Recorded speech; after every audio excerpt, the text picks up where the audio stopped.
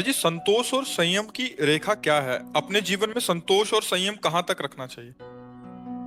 संतोष रखने की चीज नहीं होती, वो एक स्थिति होती है।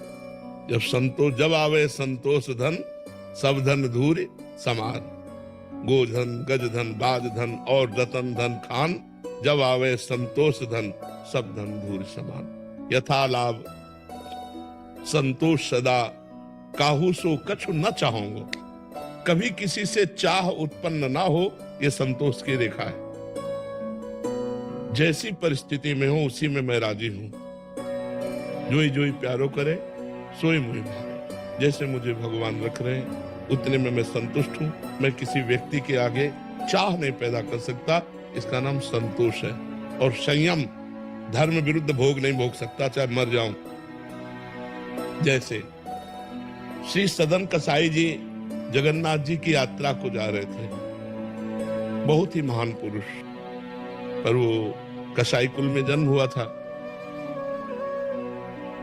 इनका स्वरूप था पशुओं का मांस ला के बेचते और धर्म पूर्वक चलते हो, भगवान का नाम जप करते, बड़े महान भक्त थे। देखो इनके धर्म की परीक्षा हुई। ये जगन्नाथपुरी जा रहे थे दर्शन करने, तो रास्ते में भिक्षावृत्ति से, भगवान के भक्त थे, तो एक घर में आवाज लगाई, भिक्षाम दे। तो एक नौवधू निकली, और ये ब्रह्मचर्य का एक तेज होता है। भागवतिक भजन करने वालों में एक प्रकाश होता है जो सबको प्यारा लगता है। ऐसा लगता है ये हमसे बात करने, ये हमारी तरफ देख ले और ये हमारे बहुत प्रिय है, ऐसा सबको लगता है।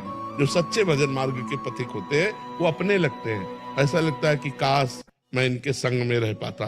ऐसा उस नौवधू ने जे भी देखा वो लुट गई। उसने कहा यहीं पा लीजिए। अब संत सरल चित जगत हित, वो बैठ गए। संध्या का समय था, प्रसाद तो आज भगवान की इच्छा। संतों में तो रहता ना भगवान की इच्छा, जैसी महलों में रखे चाहे झोपड़ी में बास दे। उस स्त्री ने हाथ जोड़ा और कहा महाराज जी, अगर रात्रि यहीं शयन कर लो और सुबह आप, तो बड़ी श्रद्धा देखी। तो अब रात्रि में जब शयन की स्थिति में, तब वो आकर अपनी काम वेदना प्रकट की।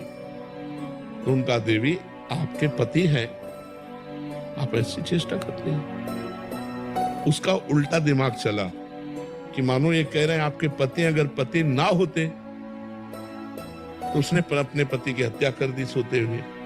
फिर आई और कहा अब स्वीकार करो, पति को मैं, उनका दुष्ट। तो उन्होंने कहा अगर मैंने हल्ला मचा दिया तो तुम्हारी अभी दुर्गति हो जाएगी।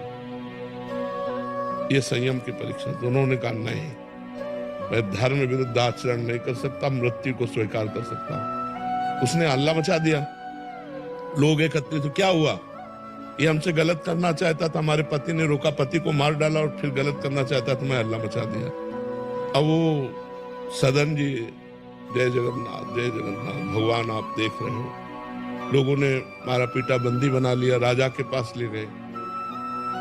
राजा ने जब ऐसी बात सुनी, दोनों हाथ कटवा दिए यहां से, और देखा कि भक्त है तो दोनों हाथ कटवाकर फांसी तो नहीं दी पर छोड़ दिया।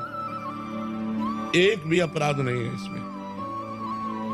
लेकिन पूर्व में जिस कर्म से कसाई बने आके, तो कोई ना कोई पाप कर्म रहा ना, तो वही हाथ कटवा ले गए।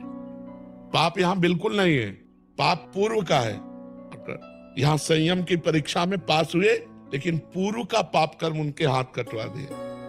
जय जगन्नाथ जय जगन्नाथ। जगन्नाथ जी पहुंचे, कहा प्रभु अब तो हाथ भी नहीं जोड़ सकते क्योंकि अहिले काट डाले गए। तो ऐसे करके जे भी किया सो नवीन हाथ आ गए, भक्तमाल ग्रंथ में लिखा हुआ है। तो संयम इतना कि चाहे मृत्यु का अवसर आ जाए पर हम अपने धर्म से विमुख न हो। संतोष इतना, कैसी भी परिस्थितियों में किसी से हाथ न पसारे। मंगबो भलो न बापसो, जो प्रभु राखे टेक। देनहार कोई और है, देत रहते दिन रैन। लोग भरम मोह पे करे, तासो नीचे नैन। एक बार जय श्री राधे। दोस्तों, जैसे कि महाराज जी ने कहा है ना, संतोष की कोई सीमा नहीं होती है। आप क्या कहते हो? आपकी लाइफ में क्या मतलब है संतोष का? आपने किस चीज़ को छोड़ के संतोष किया? कमेंट करके ज़रूर बताना। राधे राधे दोस्तों।